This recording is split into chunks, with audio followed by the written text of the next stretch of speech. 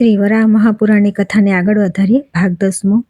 ઉર્ધ્વને પોતા માટે રાખી અધો દિશા શેષને આપી. 10મી તિથિ દિશાઓને અતિ પ્રિય છે, તેથી તેમને 10મી તિથિ આપી. હે નૃપ, 10મી તિથિએ જે માણસ દહીં ખાઈને ઉપવાસ વ્રત કરે છે તેના પાપ દિશાઓ દિન પ્રતિદિન નાશ કરી નાખે છે. જે માણસ એકાગ્ર ચિત્તથી દિશાઓના જન્મની કથાનું શ્રવણ કરે છે તે બ્રહ્મલોકમાં નિવાસ પામે છે, એમાં સંશય નથી. ત્યાર પછી આવે છે અધ્યાય 30મો. કુબેરની ઉત્પત્તિ. મહાતપા બોલ્યા કે શરીરમાં રહેલો વાયુ ધનદ અર્થાત ધન આપનાર કુબેર કેવી રીતે થયો તે વસુપતિ અર્થાત ધનપતિ કુબેરની અન્ય ઉત્પત્તિ પાપોનો નાશ કરનારી કથા સાંભળો. જે આદિ શરીર હતું તેમાં વાયુ રહેલો હતો. પ્રયોજનને ઉદ્દેશી એક ક્ષેત્ર દેવતાએ પોતાનું સ્વરૂપ ધારણ કર્યું. મૂર્તિમાન વાયુની ઉત્પત્તિની કથા હે મહાભાગ્યશાળી રાજા, હું કહું છું તે તમે સાંભળો. બ્રહ્માએ સૃષ્ટિની રચના કરવાની કામના કરી. તે સમયે તેમના મુખમાંથી વાયુ બહાર નીકળ્યો.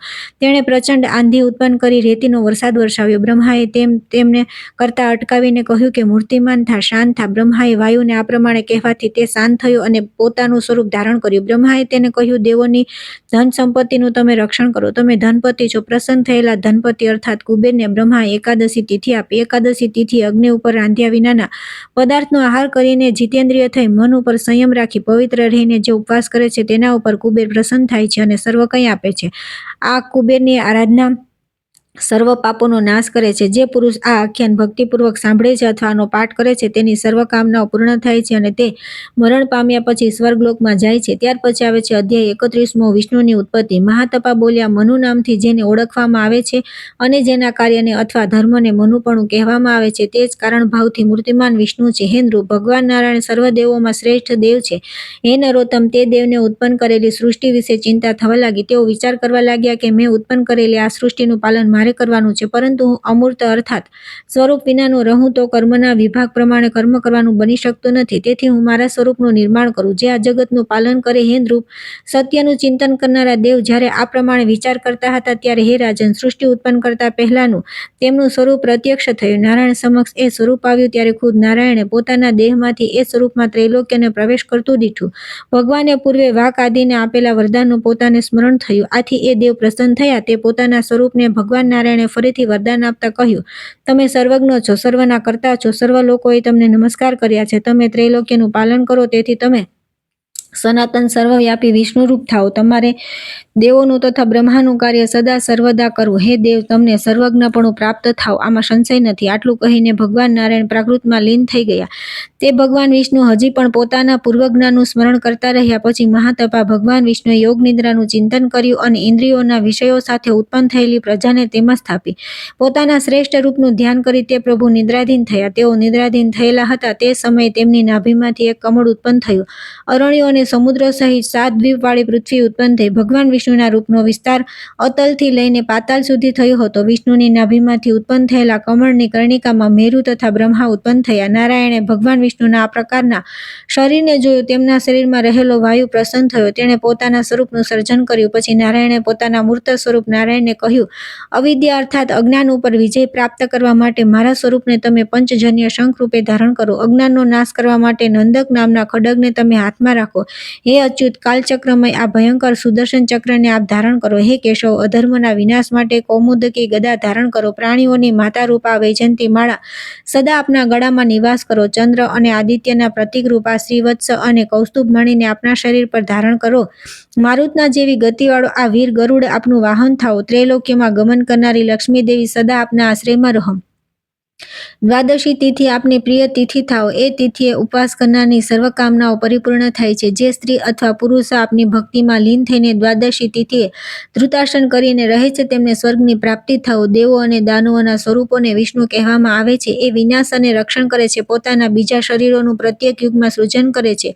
તે વેદાંત પુરુષ સર્વવ્યાપી છે. એ મનુષ્ય છે એમ અધમ બુદ્ધિથી ક્યારેય ન કહેવું. પાપનો નાશ કરનારા વિષ્ણુની ઉત્પત્તિના આ આખ્યાનો જે શ્રવણ કરે છે તેને અહીં કીર્તિ પ્રાપ્ત થાય છે અને તે સ્વર્ગલોકમાં પૂજાય છે. ત્યાર પછી આવે છે અધ્યાય 32મો. ધર્મની ઉત્પત્તિ. મહાતપા બોલ્યા કે હે રાજન, હવે હું મહાન ધર્મની ઉત્પત્તિ, તેનું મહાત્મ્ય અને તેની તિથિ કહું છું. તે હે નરાધિપ, તમે સાંભળો. પૂર્વે પરાત્પર સંજ્ઞાવાળા પવિત્ર અવિનાશી બ્રહ્માએ પ્રજાનું સર્જન અને તેનું પાલન કરવાનો વિચાર કર્યો. તે વિચાર હતા ત્યારે પ્રજાનું સર્જન થયા પછી તેમના જમણા અંગમાંથી શ્વેત અનુલેપન કરેલા શ્વેતમાળા અને શ્વેત કુંડળ ધારણ કરેલા પુરુષનો પ્રાદુર્ભાવ થયો. બળદની આકૃતિવાળા અને 4 પગવાળા પુરુષને જોઈને બ્રહ્માએ તેને કહ્યું કે હે ભદ્ર પુરુષ, તું આ પ્રજાનું પાલન કર. જગતમાં તું સર્વથી જ્યેષ્ઠ અર્થાત મોટો થા. બ્રહ્માના કહેવાથી તે કૃતયુગમાં 4 પગથી, ત્રેતાયુગમાં 3 પગથી, દ્વાપરમાં 2 પગથી અને કળિયુગમાં 1 પગથી ઊભા રહીને તે પ્રભુ પ્રજાનું પાલન કરે છે. એ ધર્મ બ્રાહ્મણોમાં 6 ભેદોથી, ક્ષત્રિયોમાં 3, વૈશ્યોમાં 2 અને શૂદ્રમાં કેવળ 1 જ ભેદથી વ્યાપીને રહેલો છે. રસાતલોમાં સર્વ દ્વીપ પ્રદેશોમાં આ ધર્મ ગુણ, દ્રવ્ય, ક્રિયા અને જાતિ આ 4 પગોથી વિખ્યાત છે. ધર્મને 3 શિંગડા છે. વેદમાં એને સંહિતા, પદ અને ક્રમ સહિત હોવાનું કહ્યું છે. વેદના આદિ અને અંતમાં તે ઓમકાર રૂપે રહેલો છે. એને 2 મસ્તક છે અને 7 હાથ છે. ઉદાત્ત, અનુદાત્ત અને સ્વરિત રૂપ 3 સ્વરોની રજ્જુથી એ ધર્મ બંધાયેલો છે. પૂર્વકાળમાં અદ્ભુત કર્મ કરનારા સોમથી એ ધર્મ પીડા પામ્યો. પોતાના ભાઈ અંગિરાના પુત્ર અંગિરસ બૃહસ્પતિની તારા નામની પત્નીને સોમે પડાવી લેવાની ઈચ્છા કરી. બળવાન સોમના આપગમન રૂપ ક્રૂર કર્મથી નષ્ટ થવાના લીધે ધર્મે ભયંકર ગાઢ અરણ્યમાં પ્રવેશ કર્યો. ધર્મે અરણ્યમાં ગમન કરવાથી તેનાથી વંચિત થયેલો દેવો અને દૈત્યોના વૃંદો પોતાના આશ્રય સ્થાન મેળવવા માટે ભ્રમણ કરવા લાગ્યા. અસુરો પણ સોમની પેઠે સુરો અર્થાત દેવતાઓના ઘરોમાં ભમવા લાગ્યા. હે પાર્થિવ, હે પ્રજાપાલ, સમાજની મર્યાદા અને ધર્મનો નાશ થવાથી સ્ત્રીના હેતુ માટે સોમના દોષથી કુપિત થયેલ દેવો અને અસુરો વિવિધ પ્રકારના આયુધો ધારણ કરીને પરસ્પર યુદ્ધ કરવા લાગ્યા. કુપિત થયેલા દેવોને અસુરો સાથે યુદ્ધ કરતા જોઈને હર્ષિત થયેલા નારદે ધર્મના પિતા બ્રહ્માજી પાસે જઈને તેમને સર્વ વૃત્તાંત જણાવ્યો. સર્વ લોકોના પિતામહ બ્રહ્મા હંસ ઉપર આરૂઢ થઈને યુદ્ધ સ્થળે આવી પહોંચ્યા અને તેમને યુદ્ધ કરતા અટકાવીને પૂછ્યું, આજે શા હેતુથી તમારું આ યુદ્ધ થાય છે? બધાએ કહ્યું કે સોમે જાણી જોઈને કરેલા અકૃત્યથી આપનો પુત્ર ધર્મ પીડા પામ્યો છે અને તેથી ગાઢ અરણ્યમાં ચાલ્યો ગયો છે. આથી બ્રહ્મા દેવો અને અસુરો સાથે તરત વનમાં ગયા. ત્યાં ચંદ્રના જેવી કાંતિવાળા વૃષની આકૃતિવાળા પશુને ચરતું જોઈ બ્રહ્માજી દેવોને કહેવા લાગ્યા, પોતાના ભાઈ બૃહસ્પતિની ગર્ભવતી પત્ની તારાને પડાવી લઈ શશી અર્થાત સોમે ચંદ્રમાએ ધર્મસંજ્ઞાવાળા મહામુનિ આ મારા પ્રથમ પુત્રને અત્યંત પીડિત કર્યો છે. તેથી હે સુર અને અસુર, તમે બધા આને પ્રસન્ન કરો જેથી આ પોતાની મૂળ સ્થિતિને પ્રાપ્ત કરે. દેવોએ શશીના જેવી કાંતિવાળા એ વૃષને બ્રહ્માના વચનથી ધર્મ હોવાનું જાણ્યું. તેથી તેઓ બધા હર્ષિત થઈને ધર્મની સ્તુતિ કરવા લાગ્યા.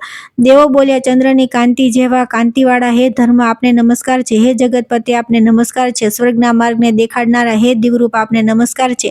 કર્મ માર્ગ આપનું સ્વરૂપ છે. આપ સર્વવ્યાપક છો, આપને નમસ્કાર છે. વારંવાર નમસ્કાર છે. આપ પૃથ્વીનું પાલન કરો છો. ત્રૈલોક્યનું પાલન પણ આપ જ કરો છો. જનલોક, તપલોક તથા સત્યલોક વગેરે બધા લોકનું આપ પાલન કરો છો. સ્થાવર અને જંગમ જગતમાં આપનાથી રહિત કંઈ જ નથી. આપણાથી રહિત જગત શીઘ્ર નાશ પામે છે. આપ સર્વ પ્રાણીઓના આત્મારૂપ છો. આપ સજ્જનોમાં સત્વ સ્વરૂપે નિવાસ કરો છો. રાજસી પુરુષોમાં રજોરૂપ છો અને તામસી પુરુષોમાં તમોમય છો. 4 વેદરૂપે જ્ઞાનરૂપી 4 શૃંગવાળા છો. 3 અગ્નિરૂપ નેત્રવાળા છો. તેથી આપ ત્રિલોચન છો. આપને 7 હાથ છે. ઉદાત્ત, અનુદાત્ત અને સ્વરિત આ 3 સ્વરૂપ રજ્જુથી બંધાયેલા વૃષના સ્વરૂપવાળા હે ધર્મ, આપને નમસ્કાર છે. હે દેવ, આપના વિના તો અમે ખોટા માર્ગે જનારા થઈ જઈએ. એ કુમાર્ગ આપ મૂઢમતી અર્થાત અજ્ઞાનીઓને જ આપજો. આપ જ મારા માટે શ્રેષ્ઠ ગતિ છો. આ પ્રમાણે દેવોએ વૃષ પ્રજાપતિની અર્થાત ધર્મની સ્તુતિ કરવાથી તે દેવ પ્રસન્ન થયા અને શાંત નેત્રોથી બધાને જોવા લાગ્યા. ધર્મદેવોને પોતાના નેત્રોથી જોયા તે જ ક્ષણે તેમનું અજ્ઞાન દૂર થયું અને તેઓ સારી પેઠે ધર્મની અત્યંત સમીપમાં આવી ગયા અર્થાત ધર્મના સાનિધ્યને પ્રાપ્ત થયા. એવી જ રીતે અસુરો પણ ધર્મનિષ્ઠ થયા. તે પછી બ્રહ્માએ ધર્મને કહ્યું કે હે ધર્મ, આજથી ત્રયોદશી તિથિ તમારી તિથિ થશે અર્થાત તમે ત્રયોદશીના અધિષ્ઠાતા થશો.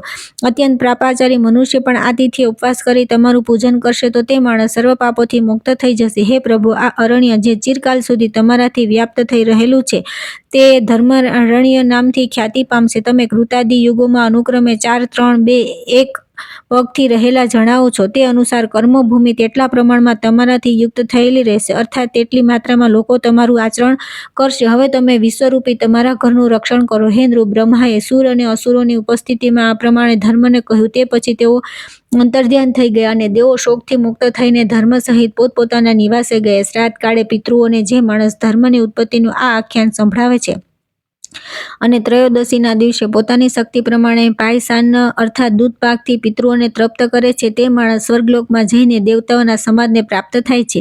ત્યાર પછી આવે છે અધ્યાય 33મો, રુદ્રની ઉત્પત્તિ. મહાતપા બોલ્યા કે હે પ્રજાપાલ, હવે રુદ્રની આદિ ઉત્પત્તિ કહું છું, તે ધ્યાનપૂર્વક સાંભળો. ક્ષમારૂપ અસ્ત્રને ધારણ કરનારા ઉગ્ર તેજવાળા મહાતપસ્વી ધર્મવૃક્ષ ઋષિનું પતન થયો. ભગવાન નારાયણે બ્રહ્માને સૃષ્ટિનું સર્જન કરવા માટે કહ્યું. ઉગ્ર તેજવાળા પ્રજાપતિ નારાયણના મનનો ભાવ જાણ્યા પછી સૃષ્ટિની રચના કરવાનો વિચાર કરવા લાગ્યા. પરંતુ પોતાની ઈચ્છા પ્રમાણે જગતનું સર્જન ન થવાથી બ્રહ્માને અત્યંત ક્ષોભ થયો. તેઓ કુપિત થયા. તેમનું અંતઃકરણ તપ્ત થવાથી તેમનામાં રહેલો સ્થિર કીર્તિવાળો પવિત્ર રજોગુણ તમોગુણથી પરાભવ પામ્યો. એના પરિણામે કૃષ્ણ કાળો અને અરુણ લાલ વર્ણ વાળો પિંગળ નેત્ર અર્થાત પીળા અને રાતા નેત્રવાળો તેજસ્વી કલ્યાણકારી પ્રતાપી પુરુષ ઉત્પન્ન થઈને રડવા લાગ્યો. બ્રહ્માએ તેને કહ્યું કે તું રડીશ નહીં, તું તો રુદ્ર છે. હે રુદ્ર, આપ મહાપરાક્રમી, કીર્તિમાન અને શ્રેષ્ઠ ગુણોવાળા હોવાથી મહાનુભાવ છો. આપ સમર્થ છો, તેથી સૃષ્ટિની રચના કરો અને તેનો વિસ્તાર કરો. બ્રહ્માએ રુદ્રને આટલું કહેતા બરોબર રુદ્ર જળમાં નિમગ્ન થઈ ગયા. રુદ્ર જળમાં મગ્ન હતા તે સમયે બ્રહ્માએ દક્ષ તથા નારદ, સનતકુમારો અને મરીચી આદિને પોતાના મનમાંથી ઉત્પન્ન કર્યા. બ્રહ્માના તે માનસ પુત્રોએ સૃષ્ટિનું સર્જન તથા વર્ધન કર્યું. પછી દક્ષે પ્રજાપતિ યજ્ઞ કરવાની ઈચ્છા કરી. તે પછી જળમાં મગ્ન થયેલા રુદ્રે વિશ્વનું અને દેવોનું સર્જન કર્યું. દક્ષે આદરેલા યજ્ઞમાં સિદ્ધો, દેવો, યક્ષોને ભાગ લેવા માટે આવેલા જોઈને રુદ્રને ક્રોધ ચડ્યો. તેઓ ક્રોધવશ થઈને વિચાર કરવા લાગ્યા, અજ્ઞાનથી મારા સિવાયની આ યજ્ઞની રચના ક્યાં મોટી કરી છે. આ પ્રમાણે હાહાકાર કરતા રુદ્રના મુખમાંથી અગ્નિની જ્વાળાઓ નીકળવા લાગી. ક્ષુદ્ર પિશાચો, વૈતાલો, ભૂતો અને યોગીઓના સમુદાયો નીકળીને આકાશ, પૃથ્વી, સર્વ દિશાઓ અને લોકાંતરોમાં વ્યાપી ગયા, ફેલાઈ ગયા. પછી સર્વજ્ઞ રુદ્રે 24 હાથનું એક ધનુષ બાણ બનાવ્યું. 3 વળ દીધેલી દોરી પ્રત્યંચ્યા તેને લગાડી. રુદ્રે ધનુષ બાણ ધારણ કર્યા અને તેનાથી તેણે પૂષાના દાંત તોડી નાખ્યા. ભગની અન્ન આંખો ફોડી નાખી અને ક્રતુના વૃષણ કાપી નાખ્યા. કપાયેલા વૃષણ વાળો ક્રતુ શ્વાસ ભર્યો યજ્ઞભૂમિમાંથી નાસી છૂટ્યો. બધા દેવો પશુતાને પ્રાપ્ત થયા અને પ્રણામ કરતા કરતા રુદ્ર પાસે ગયા. પિતામહ બ્રહ્મા અહીં યજ્ઞભૂમિમાં દેવોને મળ્યા પછી રુદ્ર પાસે આવ્યા. રુદ્રે દેવતાઓનો અપકાર કર્યો હતો. એ દેવો ભક્તિપૂર્વક રુદ્ર પાસે ગયા છે. એવું જોઈને બ્રહ્માએ રુદ્રને કહ્યું કે હે તાત, આપ ક્રોધ કરશો નહીં, આપ શાંત થાઓ. આપના કોપથી યજ્ઞનો ધ્વંસ થયો છે. બ્રહ્માનું આ વચન સાંભળીને કુપિત થયેલા રુદ્ર બોલ્યા, આપે સર્વપ્રથમ મારું સર્જન કર્યું હતું, તો પછી આ દેવો મારો યજ્ઞ ભાગ મને શાથી આપતા નથી. હે દેવોના દેવ, એટલા માટે જ યજ્ઞ સમયે ઉત્પન્ન થયેલા મારા રૂપથી મેં આ દેવોને જ્ઞાન રહિત એવા પશુભાવને પમાડ્યા છે અને વિકૃત બનાવી દીધા છે. રુદ્રની આ વાત સાંભળીને દેવો અને અસુરોને ઉદ્દેશી બ્રહ્મા બોલ્યા કે હે દેવો, હે અસુરો, તમે બધા જ્ઞાન મેળવવા માટે ઉચ્ચ સ્વરથી શંભુની સ્તુતિ કરો અને તેમનું પૂજન કરો, જેથી ભગવાન રુદ્ર પ્રસન્ન થાય અને તે પ્રસન્ન થવાથી તમને સર્વજ્ઞતા પ્રાપ્ત થાય. બ્રહ્માએ દેવોને આ પ્રમાણે કહ્યું, તેથી તેઓ મહાદેવની સ્તુતિ કરવા લાગ્યા. દેવો બોલ્યા કે હે દેવ, હે અતિદેવ, સત્વ, રજ અને તમ, આ 3 ગુણરૂપ 3 નેત્રવાળા હે ત્રિનેત્ર, આપને નમસ્કાર છે. રાતા અને પીળા નેત્રવાળા હે રક્ત પિંગલ નેત્ર, જટારૂપ મુકુટને ધારણ કરનારા, ભૂત અને વૈતાલના સંઘવાળા, મહાસર્પોના ઉપવીતને ધારણ કરનારા, ભયંકર અટ્ટહાસ્ય કરનારા મુખવાળા, ગંગાજીને પોતાની જટામાં ધારણ કરી સર્વ જગતને શુદ્ધ કરનારા હે કપરદી સ્થાણુ મહાદેવ, આપને નમસ્કાર છે.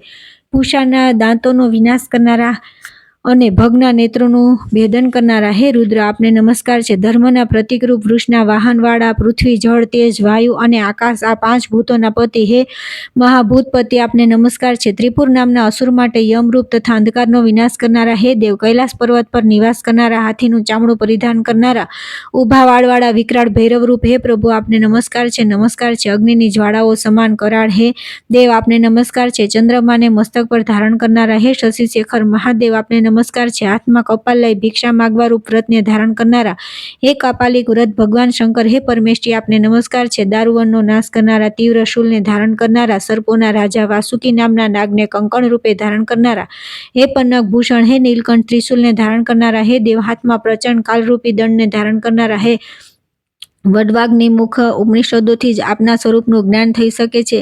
હે વેદાંત વૈદ્ય, આપને નમસ્કાર છે. હે યજ્ઞરૂપ, આપને નમસ્કાર છે. નમસ્કાર છે. દક્ષના યજ્ઞનો વિનાશ કરનારા હે રુદ્ર, આપને નમસ્કાર છે. જગતમાં પાપીજનોને ભય ઉત્પન્ન કરનારા વિશ્વના ઈશ્વર હે દેવ, હે શિવ, હે શંભુ, હે ભવ, હે કપરદી, હે કરાલ, હે મહાદેવ, આપને નમસ્કાર છે. દેવોએ શંકરની આ પ્રમાણે પ્રાર્થના કરવાથી નિત્ય સ્થિતિવાળા પ્રચંડ ધનુષને ધારણ કરનારા ભગવાન શંકરે દેવોને કહ્યું કે તમે જે ઈચ્છો અથવા માગશો તે પ્રમાણે હું કરીશ. દેવો બોલ્યા કે હે દેવ, વેદો અને શાસ્ત્રોનું વિશિષ્ટ પ્રકારનું જ્ઞાન અમને શીઘ્ર આપો. હે પ્રભુ, જો આપ અમારા ઉપર પ્રસન્ન હો તો યજ્ઞનું રહસ્ય સહિત જ્ઞાન અમને પ્રાપ્ત થાય. મહાદેવ બોલ્યા, આપ બધા પશુઓ છો, આપ સર્વજ્ઞાનથી યુક્ત થાવો. હું આપનો પતિ છું, તેથી પશુપતિ છું. આપ સર્વજ્ઞ જ્ઞાનની પ્રાપ્તિ થવાથી મોક્ષ પ્રાપ્ત થશે. દેવો બોલ્યા, આપની કૃપાથી ભલે તેમ થાઓ.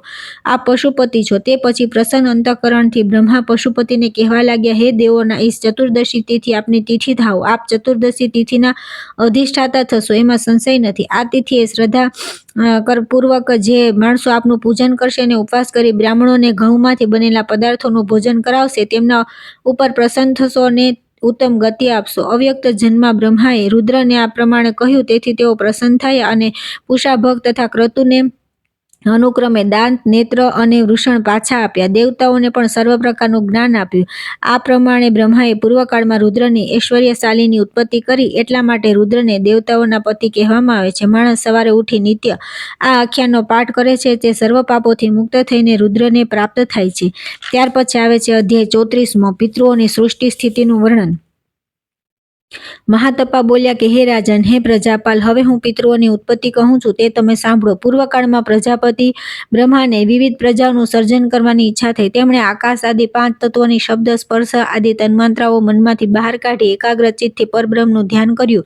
પરમેષ્ઠી પ્રજાપતિ આત્મામાં ધ્યાનસ્થ થયેલા હતા. તે સમયે તેમના શરીરમાંથી ધુમાડા જેવા વર્ણવાળી તેજસ્વી તન્માંત્રાઓ બહાર નીકળી દેવોને કહેવા લાગી કે અમારે સોમપાન કરવું છે. ધુમાડા રૂપે તિર્ય ગતિ કરનારી ઊંચું મુખ રાખીને ઊંચે આકાશમાં જવા ઈચ્છતી તે તન્માંત્રાઓને સહસા જોઈ બ્રહ્માએ તેમને કહ્યું કે તમે સર્વ ગૃહસ્થોના પિતૃઓ થાઓ.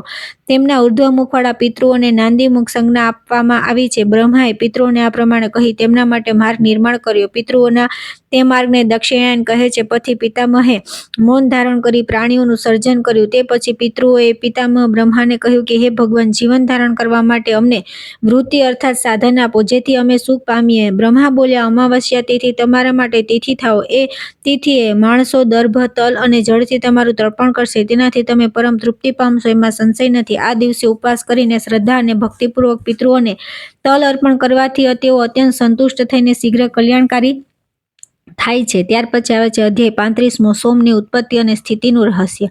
મહાતપા બોલ્યા કે બ્રહ્માના એક માનસપુત્ર હતા. તેમનું નામ અત્રિ હતું. તેઓ મહાયશસ્વી હતા. તેમને સોમ નામનો પુત્ર થયો. એ સોમ દક્ષના જમાઈ થયા. દક્ષની 27 કન્યાઓને દક્ષાયણી કહેવામાં આવે છે. એ 27 કન્યાઓ સોમની અતિ પ્રિય પત્નીઓ થઈ, પરંતુ તેમાંની રોહિણી નામની પત્ની સોમને બીજી બધી પત્ની કરતાં વધારે પ્રિય હતી. એવું સાંભળવામાં આવે છે કે સોમ તે એકલીની સાથે જ રમણ કરતા હતા. બીજી પત્નીઓ પાસે સોમ જતા નહીં. તેથી તેમની બીજી પત્નીઓ પોતાના પિતા દક્ષ પાસે આવીને કહેવા લાગી કે ચંદ્ર અમારી સાથે સમાન ભાવથી વર્તતા નથી. આથી દક્ષે પોતાની પુત્રીઓ સાથે સમાન વ્યવહાર રાખવાનું ચંદ્રને અનેક વાર કહ્યું, તો પણ ચંદ્ર દક્ષનું કહેવું માન્યું નહીં અને પોતાની પત્ની રોહિણી સિવાય બીજી પત્નીઓ સાથે તે રમણ કરતા નહીં.